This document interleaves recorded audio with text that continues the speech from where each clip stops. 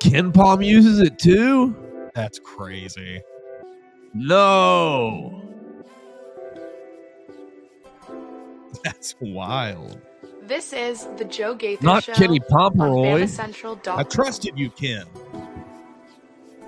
Kenny, I was looking to look at your stuff today. Oh, Kenny, I want to know what about Illinois. That's tomorrow, I guess. Good morning, Tuscaloosa. Internet world, that's the sound I wanted. Good morning, Tuscaloosa. How we doing today? It's the Joe Gaither Show on a Tuesday, right here on Bama Central, BamaCentral.com. Hope you and yours are doing well. Goodbye, Twitter. And nobody's on Twitter. Everybody's gone. Elon is tanked the app. No, I guess it's a Cloudflare problem. But we're live on the Bama Central Facebook page, on the YouTube channel. You're listening to us on social, on Twitter. It's thrown me all off. You're listening to me on Apple Podcasts, on Amazon, and Spotify, and the Joe Gaither Show on Bama Central. We're proudly presented by Derek Daniel State Farm Insurance, by Purple Turtle Roofing. Call Purple Turtle Roofing today at 877-787-6635 for all of your roofing needs. We're going to have a lot of fun with our friend Mason Woods. And Everett Osmer, ask and you shall receive. About 10 minutes away, Katie Windham's going to join us. Katie Windham's going to jump on and talk about this Alabama football team. Yeah, maybe give us some perspective on the basketball program as they have their next big opponent this coming night. This coming Wednesday night, they're taking on Illinois up there in Chicago. Oh, man, what a beautiful city. So they're going to be taking on Illinois tomorrow. I was going to look at Ken Palm, but I guess Ken Palm uses the same server that Twitter uses, and so you can't check them out right now to figure out what's going on with Illinois. That's okay. We'll get more deeper into the Fighting Illini on Wednesday morning. Hope everybody's doing well. We want to thank everybody for joining us on the program today and remind you the program is brought to you by Purple Turtle Roofing. We're not just another contractor. We're your neighbor and your advocate when it comes to protecting your home, your business, with years of hands-on experience, top-tier certification, and a commitment to excellence. We've built a reputation as Alabama's go-to roofing solution. We specialize in residential roofing, commercial roofing, emergency storm repairs, full-on roof replacements, insurance claim support, and more. Call Purple Turtle Roofing at 877-787-6635. With that, Mason Woods, you did your normal Monday thing at the Home Depot. How are you? I know not great in the Titans land. Watch a game-winning kick from the Texans, but that might be great. I mean, yes, at this point, let's just lose. That's fine. There's no hope for this season. I know that you're not going to convince a team of 50 some odd players to actually tank, but let's lose some football games. Regardless, though, right as you say that, the funniest thing, I'm seeing this tweet from Sunday. J.C. Latham is horrible, absolutely abysmal football player, no business on an NFL field. Now, I know I've had some choice words for J.C. Latham on this show because he has not had great moments this season, but he's picked it up the last few weeks.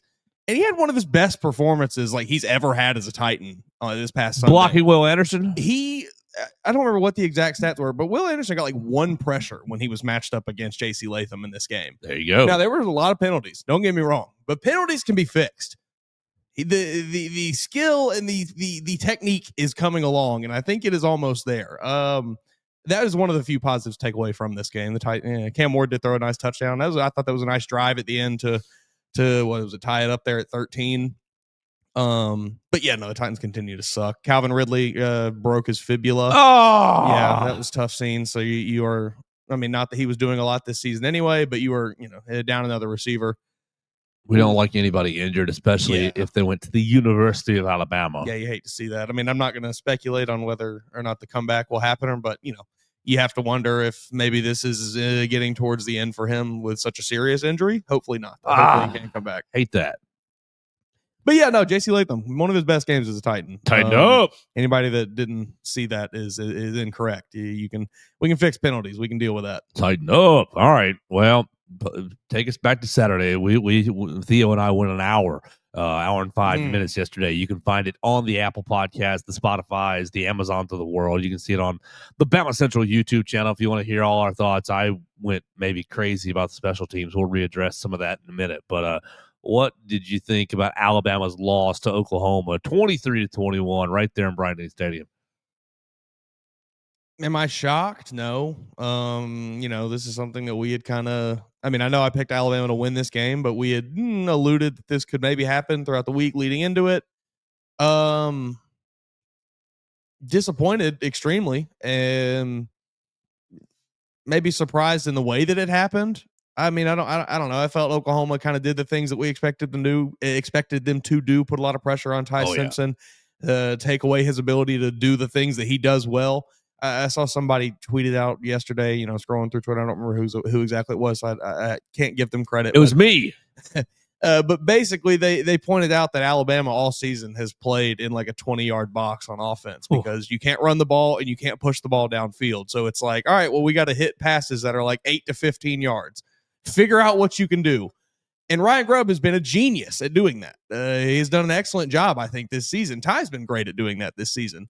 But you can't do the extra things, the pushing the ball downfield and running the ball. So your offense is unfortunately severely limited, and I think that has been exposed more and more and more the last 3 weeks. And Oklahoma finally had just the right plan to go out and win this football game. Yeah. Goodness gracious. We'll go back. Is it time for a conversation about Ty Simpson?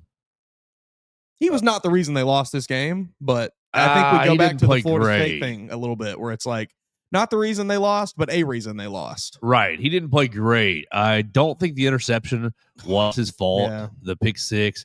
I did ask Ryan Grubb yesterday about the wide receiver play, if the wide receivers were running good, crisp routes, being where they need to be. And he was like, yeah, they are. They're doing good.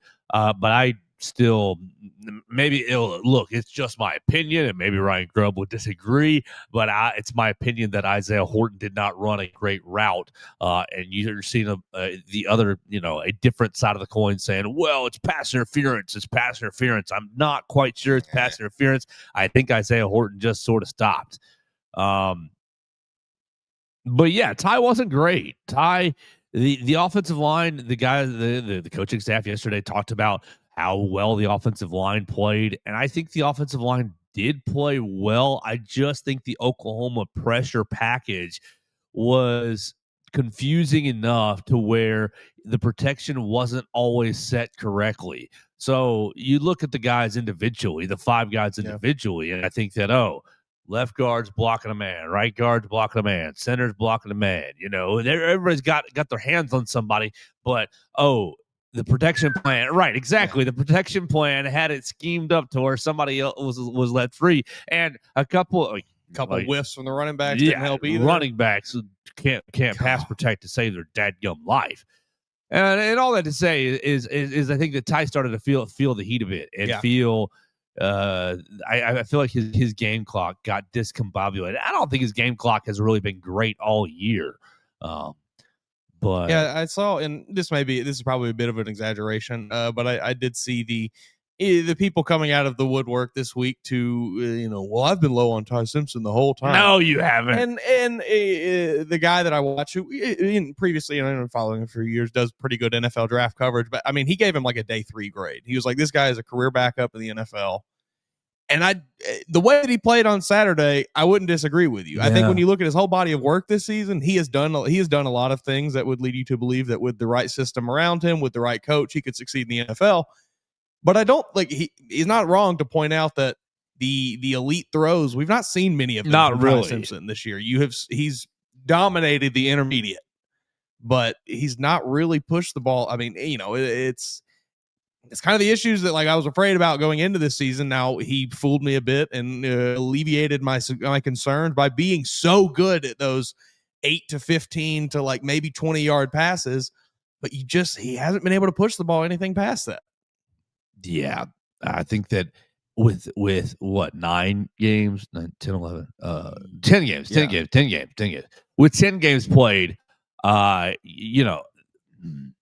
go back to the first month of the season with, why didn't we play him over Jalen Milroe the last 2 years? And I think with 10 games played, you're kind of seeing, Oh, he's got some skills, Ty Simpson. He's got some skills, and you can have an offense around it. Yeah. You can create it. But, I mean, compare the two fellas' deep balls. Jalen Milroe clears him Yeah. like by a wide margin as far as the deep balls go. I think he's. I think he is maybe a little closer to Mac Jones than people were ready to be ready. Than people were prepared to admit going into the season, where Mac needed that perfect system around him. He needed a Joe Moore award-winning offensive line, needed first-round receivers, first-round running back, and he was awesome with those pieces. I'm not going to sit here and discredit what he did in that year at sure, Alabama. it was amazing. Great. But he had all of those things. And we thought going into this year, maybe Ty Simpson had a lot of those pieces, but evidently 10 games in, you don't have even close to that level of offensive line. You haven't gotten that from your running backs. And Jeremy Bernard has been really the only receivers that's looked like that level of guy.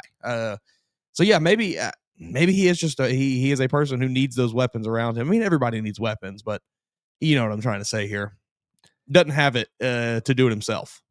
Cameron Metzger, I'm kind of with Mason on this one from the Facebook side. I've been a Ty supporter all year, and yet he did make plays, but he also missed even bigger plays. On the final drive after the sack on second down, he missed Isaiah Horton wide open for a first down that could have extended the drive. That was a huge missed throw.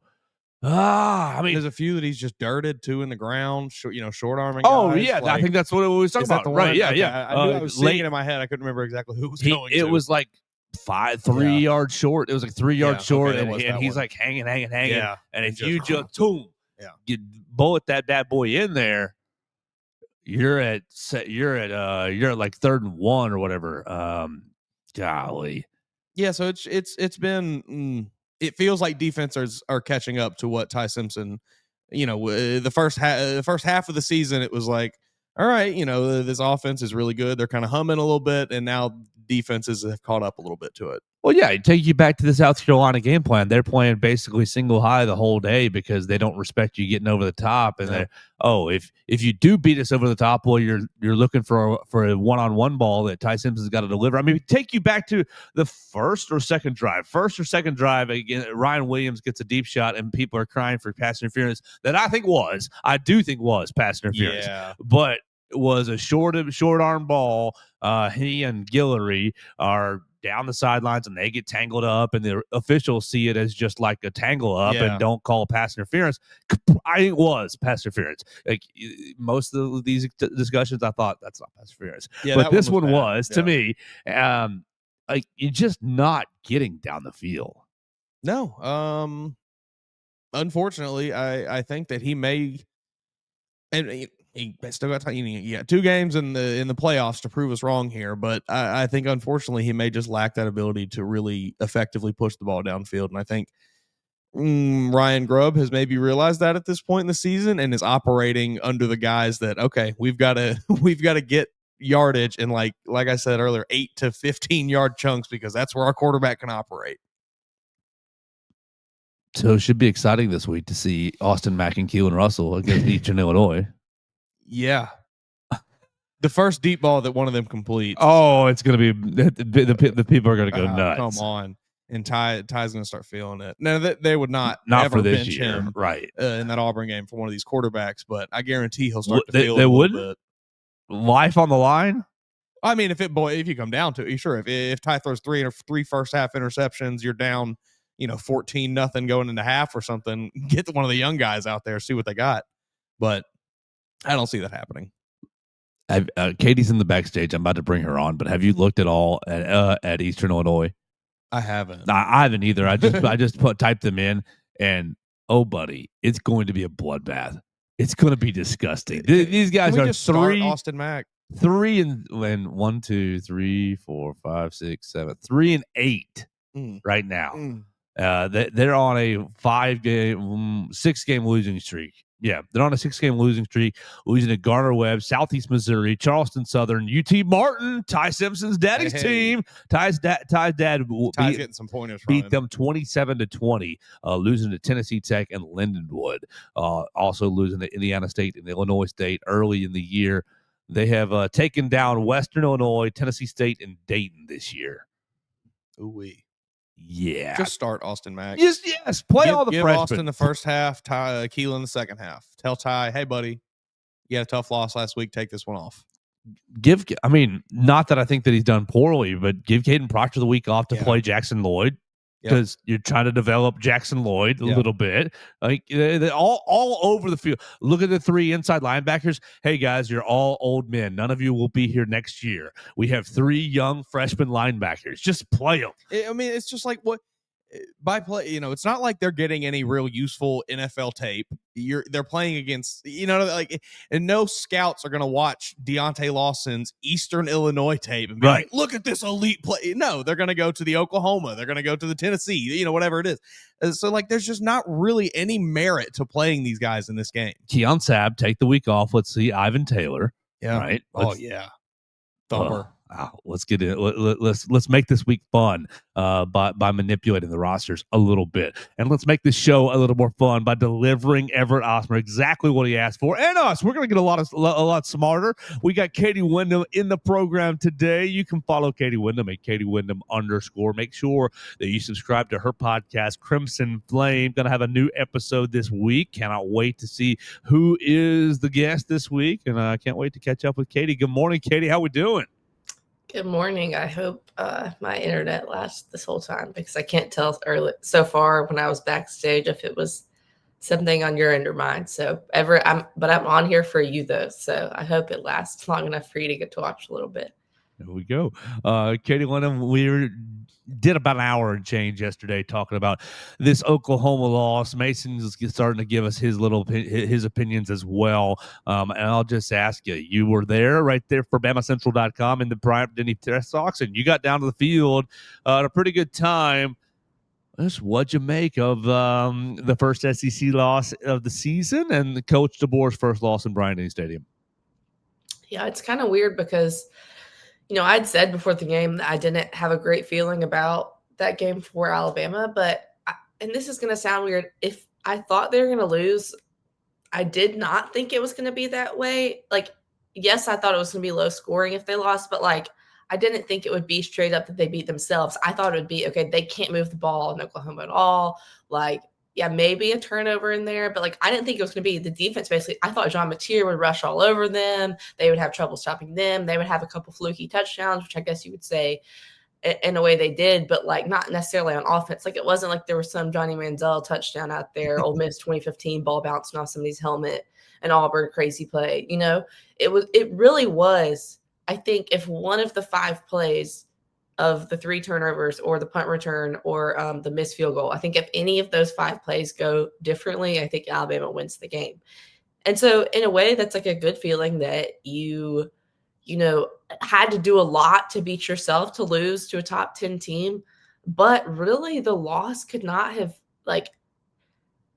come at a worse time as far as where it places them, because now we're here at the very end of the season. There's always recency bias in these things, which has helped Alabama to the fact that their Florida State loss has kind of gone under the rug. But Oklahoma is now always going to have to be ahead of them because they just beat them. And so that's automatically bumping Alabama down a spot. So as far as getting in the playoffs, hosting a first round game, whatever, Oklahoma now has to be ahead of them. Unless Alabama wins out, then gets to play in the SEC title and wins the SEC, then I think Alabama would move back up into a hosting spot or potentially a first round bye. But if because there's been all the debates this week, which y'all didn't really talk about this ton yesterday because I listened to the whole show, and I don't know if y'all talked about it yet today, but there's been all the debates about should they just want to beat Auburn and then not have to play in the SEC title game? I think depending on what happens these last couple of weeks, you could be should they be in if they're 10-2? Yeah, but you're bumped down a spot automatically by losing to Oklahoma, even though it's kind of the square result that I've seen on Twitter of Alabama beat Georgia, who beat Texas. Wait, did Texas beat Oklahoma? Yes. Yeah. And so it's kind of you got this square circle, however you want to look at it, going on that but because you just had that direct head-to-head of Oklahoma over Alabama, they're going to be over them in the CFP polls. And I don't think they're a better team. I think they're, a well-coached team and played and made the plays they needed to, but it's kind of unfortunate for Alabama that you'd been on this roll, but there's been things that we talked about that could catch up to them and did catch up to them against Oklahoma on Saturday. Oh, yeah. That's kind of where I want to take the conversation today. It's what the college football playoff poll is going to look like and the SEC championship. I've got a I've got a friend group that is very conference championship games are stupid. They're pointless. And I've got people in this group where I said, look, if Alabama makes it to Atlanta, they're going to be they're going to be in the college football playoff. Like it's pretty much, they're not going to, unless they end up pulling off what Iowa State did last week. Last year, Iowa State got destroyed in the Big 12 championship by Arizona State last year. All three of the major conference playoffs, except for four, you had 7 of the 8 conference championship participants last year make the playoff. SMU, Clemson, Georgia, Texas, Oregon, Penn State, all made the playoff despite one team losing that weekend. Iowa State being the exception, losing to Arizona State. I think it was 45-19.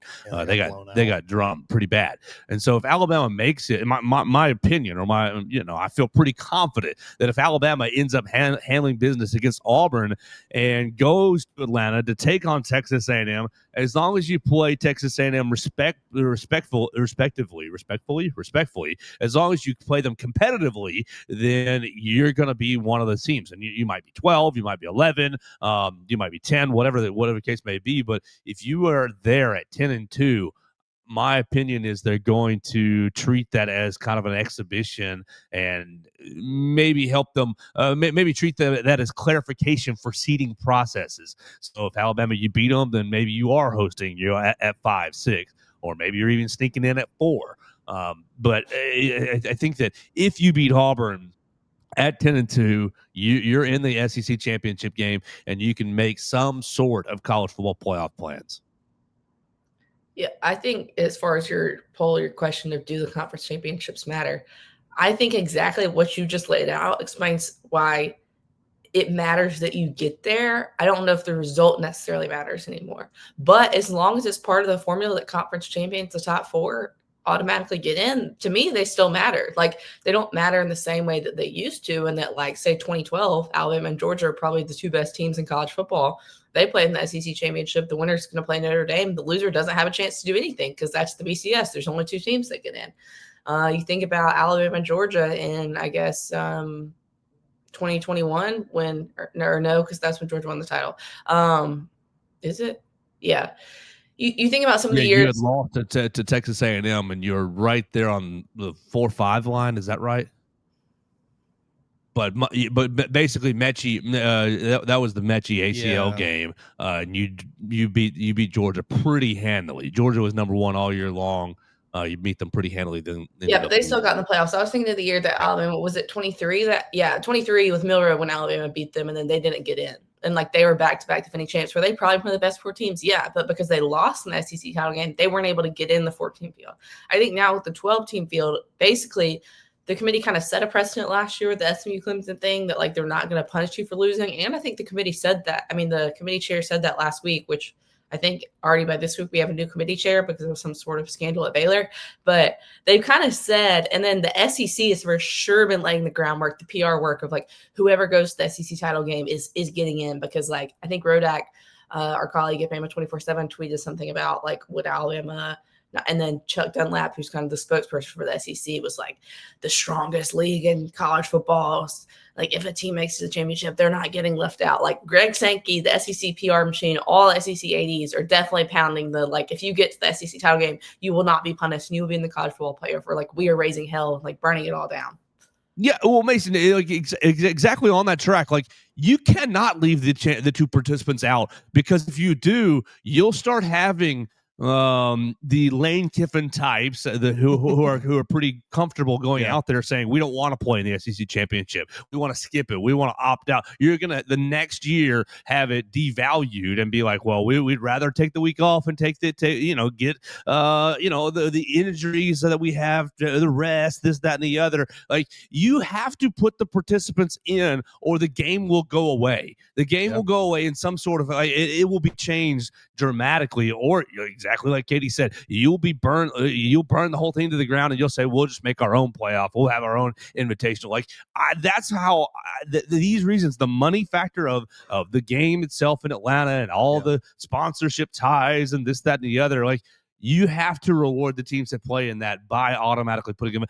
That's why I think if Alabama, unless you lose by 28, what's the number? Unless you lose by 24, 21, like 21 might be right on the line, but 24, like unless you absolutely get drummed by A&M, then you're in the playoff. Yeah, I'm in complete agreement there. Because you can't mess with the money. Yeah, that's priority number one in all of this. Let's not forget the money. But yeah, that's really the only scenario I see where you could feasibly leave out the SEC runner-up, as if they are just getting absolutely dominated in that game by 3 touchdowns, 4 touchdowns plus. Otherwise, you do have to put them in there because, like you said, it will devalue the game moving forward if a Lane Kiffin type is able to come in the offseason and say, well, I don't want to play in that game next year because it's not worth my time. Yeah, that is the last thing the SEC wants. So LSU head coach Lane Kiffin. Oh, golly. Mason, did you follow that yesterday? Just I know it was busy. Yeah. They told him you have to decide by the Egg Bowl if you're in or out. And I love it. It's like, and so he's going to say, no, I'm going to another job. And they're going to have an interim coach, like a 1-day interim coach for the Egg Bowl. Ruining their season. He apparently was in Gainesville. I don't know if that was fake news or not, but I know he was in Baton Rouge yesterday in Baton Rouge, kind of touring the city. And it's like, Lane, what are you doing, Lane? What are you like? And this brings up a different, but in the same category. Like, Katie, isn't the goal to get to a place where I can win a national championship, get to a place where I can get to the playoff consistently? Like, hey, I'm a coach. I want to be at an organization where I can get to the college football playoff. Well, Lane, you're there at Ole Miss. Like, yes, LSU history, Baton Rouge, Louisiana recruiting, this, that, and the other. But Florida has been bad outside of Steve Spurrier and Urban Meyer. And, of course, those highs with Spurrier and Meyer were at the highest of the sport. So, like, they're showing you it can be done. But Florida, outside of those two coaches, has really not been a great program. LSU, obviously, each of the last 3 head coaches, except for you, Brian Kelly. So 3 of the last 4 have won a national championship. Saban, Miles, and Coach O. Go Tigers. So like LSU obviously has showed you, okay, we've got all the infrastructure there, but you don't have to be a great coach. But they've got so many politic issues right now, and like I don't really want to get into politics here on the show, but like they've got who's the president, who's actually running the school. Yeah, I mean, who does the coach report to? Is it the governor? Is it the president of the university? Is it the AD? You are worshipped in Oxford. Yeah, you can go do yoga on game day, coach, game day morning. We love your son at Oxford High School. He's the starting quarterback. And look at all your whole family just gets to walk wherever they want to. And Ole Miss is set for you. Like, why are you? I don't understand flirting with these other 2 schools, Katie, when you've got everything that you need to succeed in Oxford.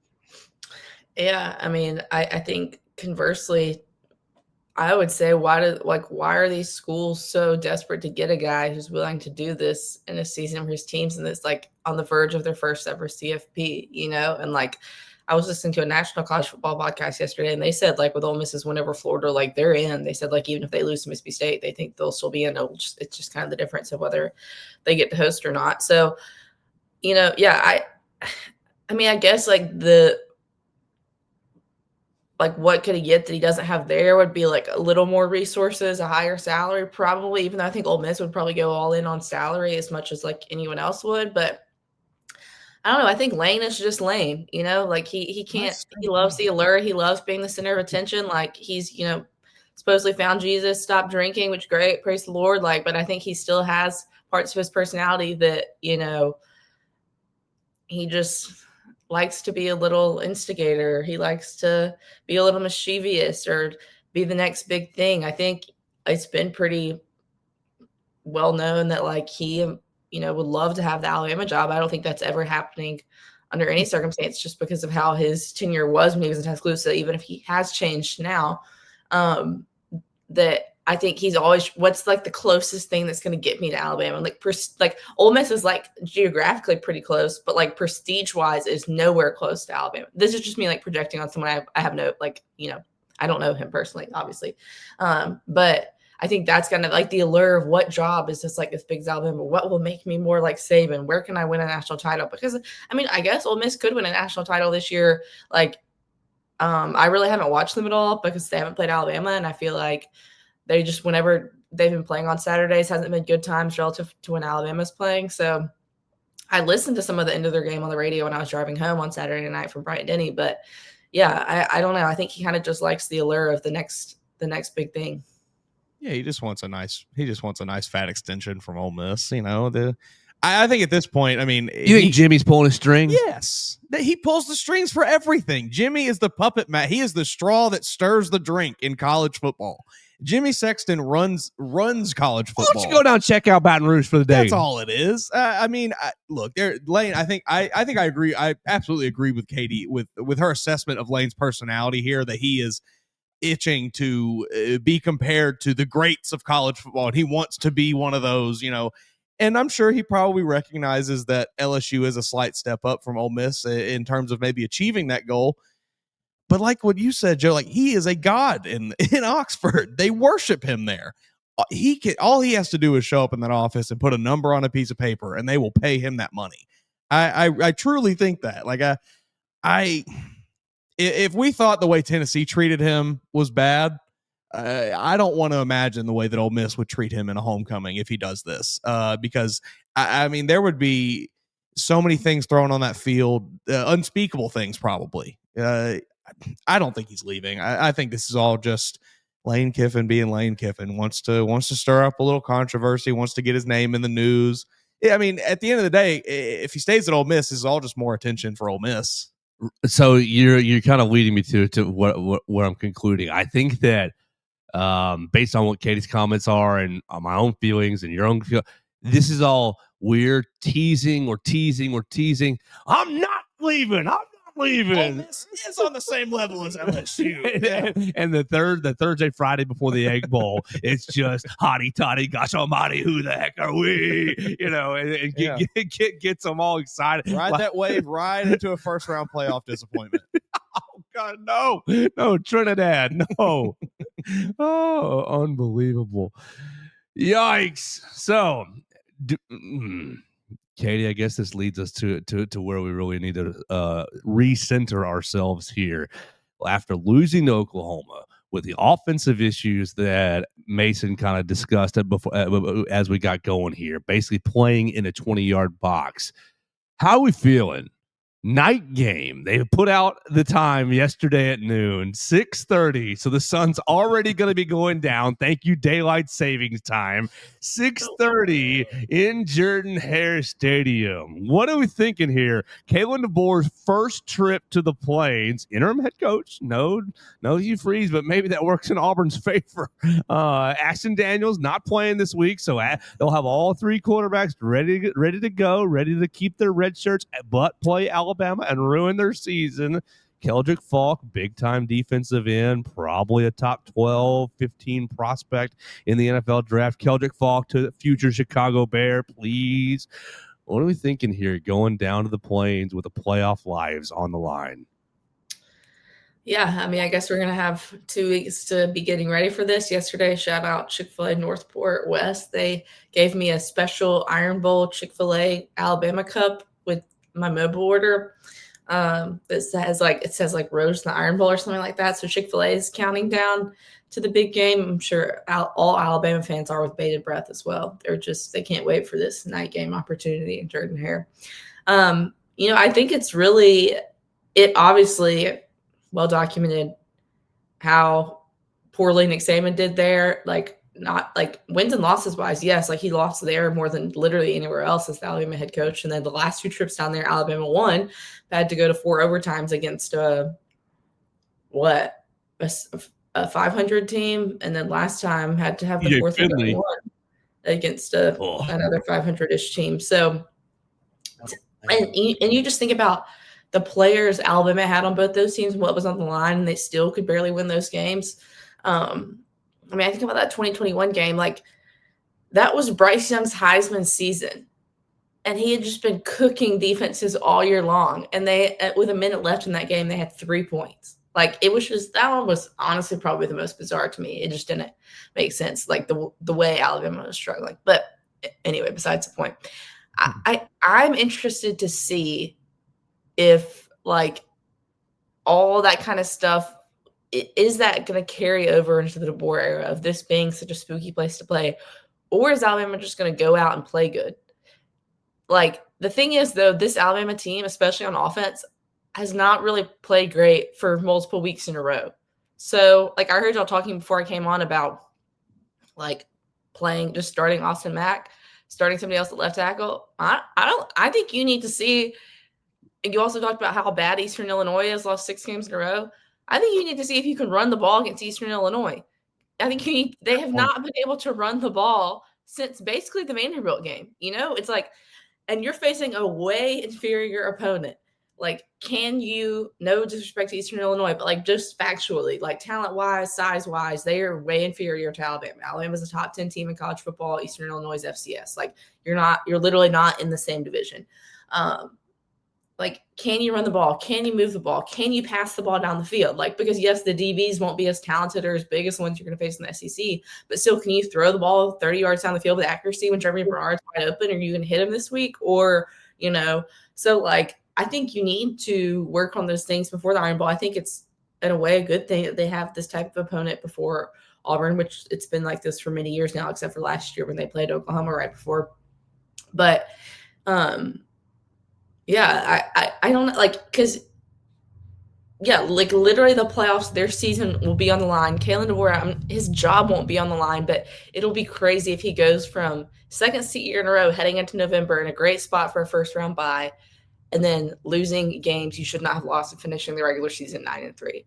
Like, his seat will be, which is what I wrote on Saturday, will be very warm. If I don't think they would fire him at the end of the season, but I think heading into next season, it would be very warm. Fans will be pissed the hell off, all the way off, if they lose to Auburn and finish the regular season 9-3 and don't make the playoff, especially just after the spot they were in. So, yeah, I don't know. Like, we'll have to see. DeBoer told us, he told us right after the game on Saturday. He told us yesterday on Monday. He knows the character of this team. He's confident in their response. So we'll have to see, really, their response. Can they go down there and just handle business? That's something. Playing on the road and playing inferior opponents is 2 things they have not been good at under the DeBoer era. And then you add on the Jordan Hare factor, the spooky factor. The Auburn has nothing, like everything, like nothing, and simultaneously everything to play for. Like, there is a lot working against Alabama in this game, but can they overcome all that and just prove why they do belong in the college football playoff? Because I think they have, which I wrote this, I think after the LSU game, they have a defense that's championship caliber that can win the playoff games. I feel like they have some of the pieces on offense to be that too, but have not been good on offense the last couple of weeks. So, like, last year, if they would have made the playoffs, if they would have snuck in that, if the Clemson SMU game the way it did, they got in that 11 spot, I don't know if they would have won a game. That team just did not seem to be in a good spot at the end of last year. I think this team can win games. I don't know if they can win a national championship, but if they put all the pieces right at the right time and everybody's playing their best, I think they maybe could. So I think this is a playoff team. They just need to go out there and prove it these next 2 weeks. Mason Woods, how many yards did the UT Martin Skyhawks put up on Eastern Illinois on the ground? Ty Simpson's father's team rushed for how many yards against Eastern Illinois? 250. Woo, good job. 225. 225. So the last handful of games in the 6-game losing streak, Garner Webb, the running Bulldogs, rushed for 251, winning 21-10. You had the Southeast Missouri State Redhawks rush for 111. They passed for 283 in a 42-13 victory. We just had Charleston Southern Buccaneers. They rushed for 61, but passed for 280 280 in a 17-16 win. We just told you UT Martin Skyhawks 225 on the ground in a 27-20 victory. You have Tennessee Tech Golden Eagles rushing for 157 in a 21-9 game, and then Lindenwood Lions, the most recent game, the Lindenwood Lions rushed for 200 yards on the dot. 489 total yards offensively for Lindenwood and a 42-12 victory. I think Katie brings up a great point of get the starters out there and start to figure some of this stuff out. Yeah, you kind of have to run for 200 plus in this game. I mean, anything less, and it's going to be like this run game still sucks. If they come out and go 3 and out on the first possession against Eastern Illinois, the Boo Birds, for what I bet will not be a very large crowd, will be out. All right, so I want to remind everybody that we are live in the Derek Daniel State Farm Studios. If you have tickets to get rid of, I do have some listeners that are looking for 3 at least. If you have tickets that are, look, you're not going to make that much money on this game, so you can give your 3 tickets away to a family that will be cheering the entire time. Oh, I just got another Twitter notification saying it's up and down. That will be cheering the entire time. So if you got 3 tickets, we are looking for them for some Joe Gaither Show listeners. I appreciate everybody who listens to us on Apple Podcasts, Amazon, Spotify. You can find us on the Bama Central YouTube channel. We want to tell you guys that we are brought to you by Purple Turtle Roofing. And we'll hear from Brax Garrison tomorrow. He's going to join us tomorrow and tell us how difficult it is to set protections when you have 6 guys on the line of scrimmage like Oklahoma did this past week. At Purple Turtle Roofing, we're not just another contractor. We're your neighbor and your advocate when it comes to protecting your home and business. With years of hands-on experience, top-tier certifications, and a commitment to excellence, we've built a reputation as Alabama's go-to roofing solution. We specialize in residential roofing, commercial roofing, emergency storm repairs, full-on roof replacement, insurance claim support, and more. Call Purple Turtle Roofing at 877-787-6635 today. They'll come out and give you a free roof inspection, let you know what you got going on with your roof, if you're good to go for the next handful of years, and they'll take care of you, make sure that you have the peace of mind that you deserve when you walk into your home. Call Purple Turtle Roofing at 877-787-6635. We're hanging out with Katie Windham right here on the Joe Gaither Show, and we want to remind you to follow her program, Crimson Flame. You had Kat Rogers on this past weekend, and an episode with your father the week before, talking about getting your daughters into sports. So if you are a girl dad, you do want to be checking out Crimson Flame. Head coach Christy Curry on the week earlier. So the last 3 weeks, great episodes. Alabama women's basketball winning again last night, so taking care of business. Katie, how you been feeling about Crimson Flame so far? Yeah, it's been going well. It's sometimes the logistics of getting it all together can be tough, but it's fun, and I've gotten some good feedback. People have enjoyed it. It's been fun kind of connecting with some former athletes that get to share their story, because really a lot of these, women's sports athletes didn't even necessarily get to share their story when they were an athlete. So I think they're enjoying getting to do it now. And it's cool to hear, I think, Mason covers recruiting for football and basketball for us and for some of the other on SI sites. And so I think people know about the recruiting of those sports. And I think they don't necessarily always realize that a swimmer at Alabama, a rower at Alabama, a women's basketball player, I guess they know that because it's basketball, soccer, that they were recruited too. They went on an official visit. They had somebody come scout them, all these talented athletes on campus have a story and a reason kind of why they came to Alabama. And actually the episode that's going to come out tomorrow is going to be with an international athlete. And it's interesting to hear how they get here, because it's crazy to me that really, if you go look at the rosters of the track and cross country team, the swim and dive team, the tennis teams, the men's and women's, you're going to see countries from literally all over the world that we have that here at Alabama, and a lot of schools all over the country in the SEC do. But it's pretty crazy how people from all over the world come to our backyard here in Tuscaloosa. So hopefully I'll get to share more of those stories this year. Absolutely. So make sure you check out Crimson Flame on all the podcast platforms, right where you get the Joe Gaither Show. Crimson Flame on Apple Podcasts, on Spotify, on Amazon. And if you want to watch these interviews, you can see them on the Bama Central YouTube channel. A lot of you are joining us on the Bama Central YouTube channel each and every day, watching the press conferences, this, that, and the other. And so Crimson Flame is the best new addition to the Bama Central YouTube channel. Mason, you got any football topics for Katie before we spin her into basketball? Just a few more minutes left on the program today. No, I think we've about tapped it out. I think we got to the root issue of this Oklahoma loss pretty well. Oklahoma with a win. Alabama, I mean, we know what Alabama has to do to finish the season out. I don't believe that they need any help other than just winning out to get into the SEC title game. Yeah, they're going to be at, 10, 11 tonight, 9, 10, 11 tonight? Yes, probably, I would imagine. There are still a couple other scenarios where they don't get in the SEC, even if they win, but it's They're the pretty most slim. likely outcome. Yeah, doesn't Florida have to beat Ole Miss? No, Ole Miss is done. Ole Miss is done. Yeah. Yeah, I think I did see something. It's not about the other one-loss teams. Florida has to beat Tennessee. Other teams at the bottom, and who has the highest conference win opponent percentage, all that kind of stuff. Yeah, Florida has to beat Tennessee this weekend. So I'm going to say that would be bad for Alabama because then Tennessee would have a worse record, and Tennessee's opponent, not Florida.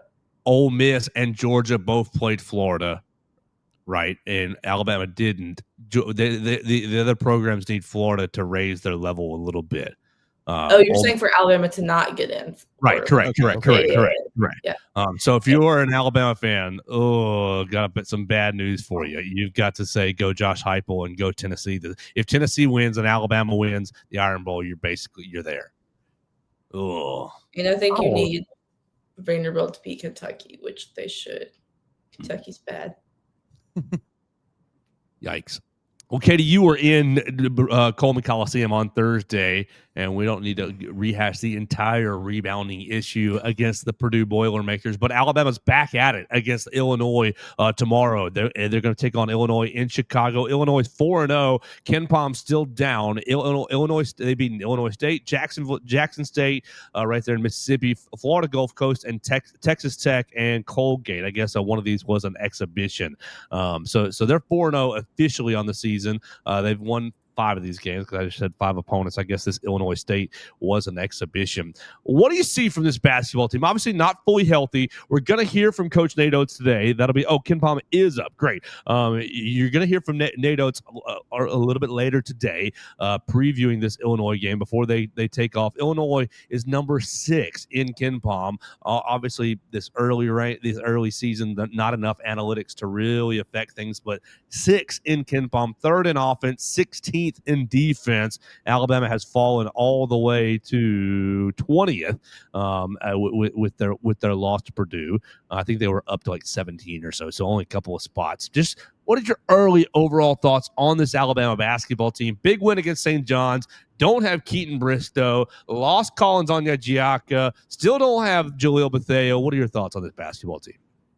Yeah, I think they kind of showed us against St. John's what they can be and how special this season can be and that they can compete with anyone in the country. And then I think Purdue, it's almost the reverse Oklahoma football game where Alabama did play worse and was the worst team but had an opportunity to beat the number 2 team in the country at home.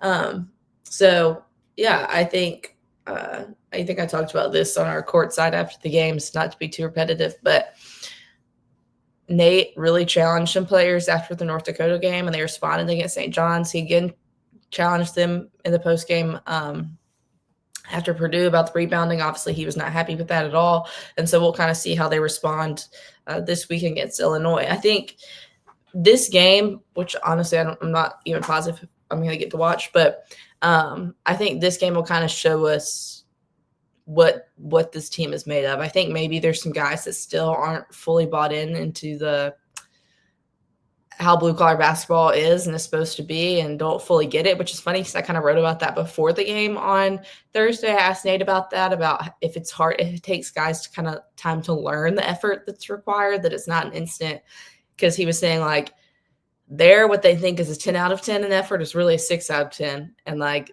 we got to get them all to 10 out of 10s. He said that before the game. And then I think obviously you did not see 10 out of 10s in effort from some guys against Purdue. And so I think maybe that's just something that's going to take some guys some time to learn. I think what you said about getting some of the injured guys back is going to help.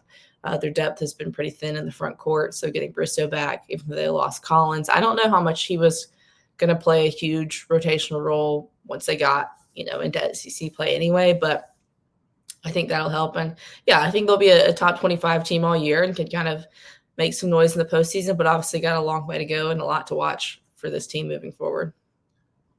I'm with you with Collins, not being unsure about what his role was going to be. I kind of thought he would max out at maybe 6 minutes, at the 2 or 3 minutes in the first half, 2 or 3 minutes in the second half, but still gives you another body. I'll ask you, do you have any gut feelings or whispers about Collins? Not necessarily his specific medical condition, but if he's going to be back some point this season. I don't really. I have not heard anything, and I don't have because when coaches just say something like that, so vague. Yeah, it can mean like literally so many things. So, and I haven't heard anything, so I don't know. Right. It could be just the tiniest thing and be a week, but it could be something really scary and major, and could be. Ugh, I don't want to think about that. Yeah, awful. Mason, Alabama playing at 8:00 on FS1 against Illinois, another major opponent as they get this non-conference season going.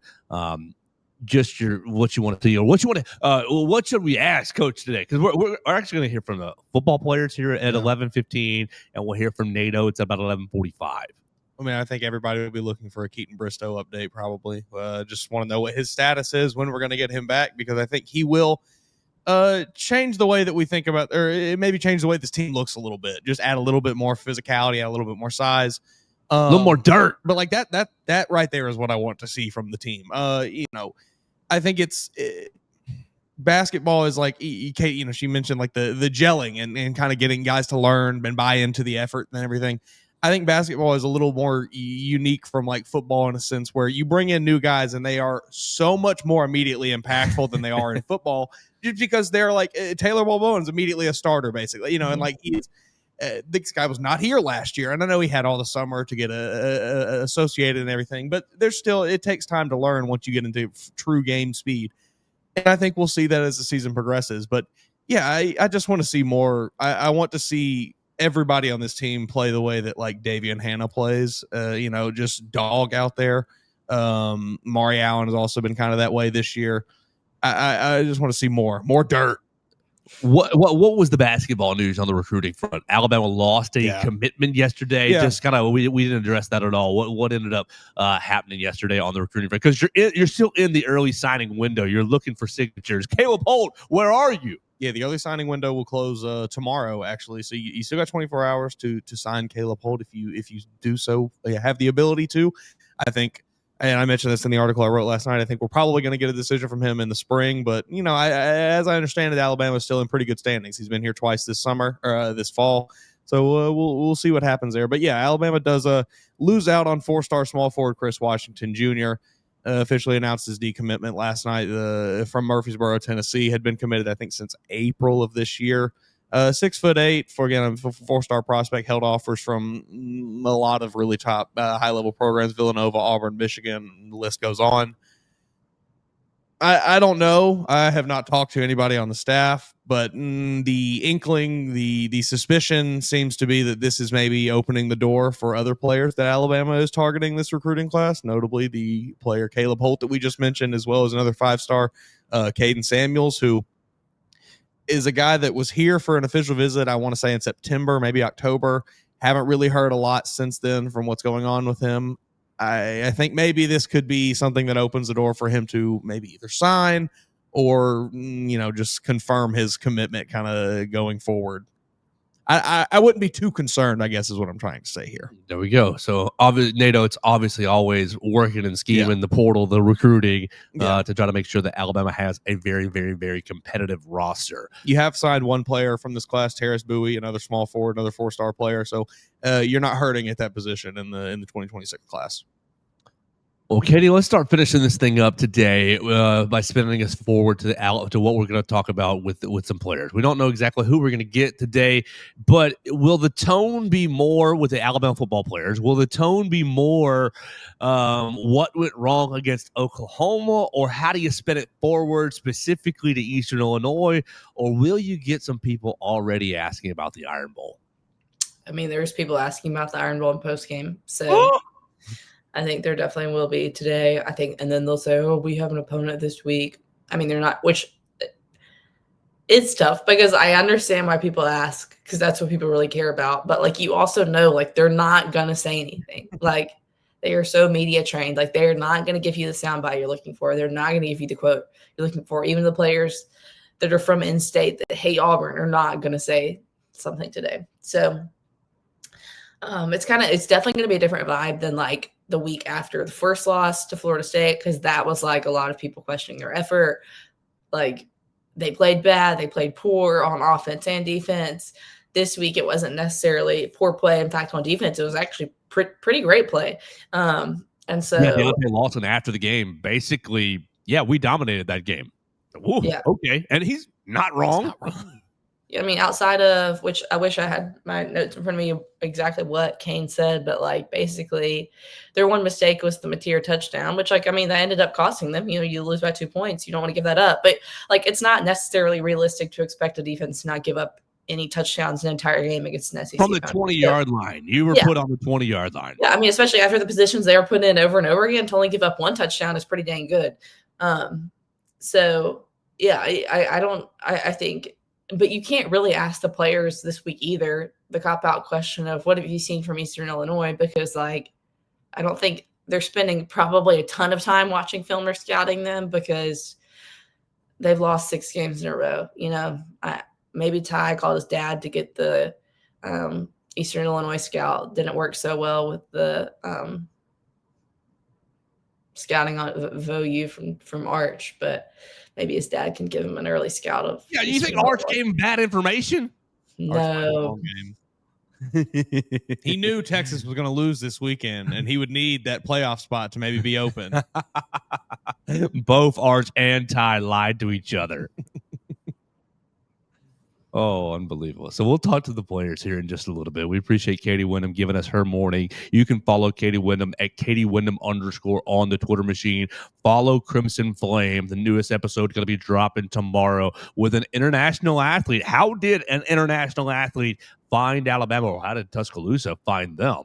So lots of great episodes featuring women's athletics. She's going to give you the scoreboard update and more from the women's athletics. Alabama women's basketball winning again, undefeated already in this early part of the season. We'll see if they can build some momentum and get themselves in good position for postseason play, but that's still a long way away. Make sure you follow Crimson Flame wherever you get your podcast. Make sure you follow Katie Windham at BamaCentral.com, Alabama Crimson Tide on SI. Katie, thanks so much for your time today. Tell Everett goodbye, and we'll see you here in just a little bit.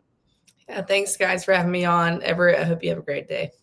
Absolutely. That's Katie Windham joining us right here on the Joe Gaither Show on a Tuesday. We cannot wait to catch up with her in just a little bit over in the Malmore Athletic Facility, and we'll have a lot of fun with some Alabama football players and head coach Nate Oates before they go up to Illinois for this basketball game. Mason Woods, any more thoughts? Anything from the weekend that we left untouched for you? I do have one thing. Got to give a shout out here to the Alabama commits that made the list on the top performances. Oh yeah, let's hear it. Yeah. Xavier Crowell, look, he's been incredible all season. I don't believe he's gone under 100 yards a single time this year. But he barely touches the ball, right? Yeah. Wasn't it like two carries, 140 yards a couple weeks ago? This week was 14 rushes. Okay. 350 yards, 4 touchdowns. Jackson won its second round playoff matchup, 48-28. They'll play on November 21st in the third round of the playoffs. It's just unreal. You can go to the article on Bama Central. You can find it. There's a clip in here from the game of him taking a 51-yard touchdown to the house. The kid, he's just incredible. And like, it has been forgotten, I think, by a lot of people that he reclassified. He should be a junior in high school. He's going to be special. He is already special. I can't wait to see him get on campus. And then as well on this list, Jet Tamala continues to be amazing. set a Nebraska playoff record with 463 yards and 7 touchdowns this past week. I think this was maybe the most he's played in a game all season. I think he played it maybe a little bit more than the first half. He just continues to be incredible. Trent Seaborn as well led Thompson to a win this week. Great game for him. 15 of 16 for 262 and 4 touchdowns. All of that came in the first half in their game. So 3 great performances there. I will be tracking these guys as they move on through the playoffs. Jet Tamala actually playing for a state championship this week, so we'll see if he can bring it home. There we go. You put this on your radar, Mason. You've got state championship games win December 4th and 5th. They'll be in Birmingham. So if EJ Crowell plays in Birmingham, go ahead and probably. No, I'm not telling you what to do, but you may want to reach out to the AHSAA and get Mason Woods credential for those title games. Oh, yeah. Yeah, that'll be a lot of fun. We're going to have a lot of fun the rest of the day on the Bama Central YouTube channel. As we said, with the players, you'll hear 3 to 7 Alabama football players, and they'll be talking about the loss. They'll be talking about how to move forward, this, that, and the other. You can see those videos on the channel, and then we'll follow it up with an interview with a press conference with Nate Oates before they take off to go to Chicago to take on Illinois. And we'll have a better breakdown of Illinois tomorrow. I'll watch some of these games. I'll find them on YouTube and kind of give us a better piece. Number 6 in KenPom, 4 in KenPom. Is that what I just said? So top 6. 10 team, 6 in KenPom. But I'll try to figure out if that's how real that is. Adjusted tempo, 69th in tempo. Their strength of schedule is at 225 compared to Alabama, which is at 19. So we'll see how real the Fighting Illini are tonight as I watch a little bit of YouTube on them, and we will get you ready for that tomorrow morning on the program with Brax Garrison. Brax will talk quarterback play. A lot of people blaming Ty Simpson. Mason starting the discourse a little bit. Is Ty what we thought he was after the first couple of weeks? I don't think it's that wrong, honestly. I'm not pushing back on you really, because I think he's got a lot of good, but there's a whole portion of the pie that's left to be desired, in my opinion, on Ty Simpson. So we'll talk about that with Brax Garrison tomorrow on the program. Big thanks to everybody watching us on the Bama Central YouTube channel, listening to us on Spotify, Apple Podcasts, and Amazon. Check out Purple Turtle Roofing. Call them at 877-787-6635 for a free roof inspection today. Thanks for joining us on today's edition of the Joe Gaither Show on Bama Central. Keep up with Joe on all his social media pages at Joe Gaither6. Subscribe, rate, and review the show on Spotify and Apple Podcasts, and be sure to read us daily at BamaCentral.com.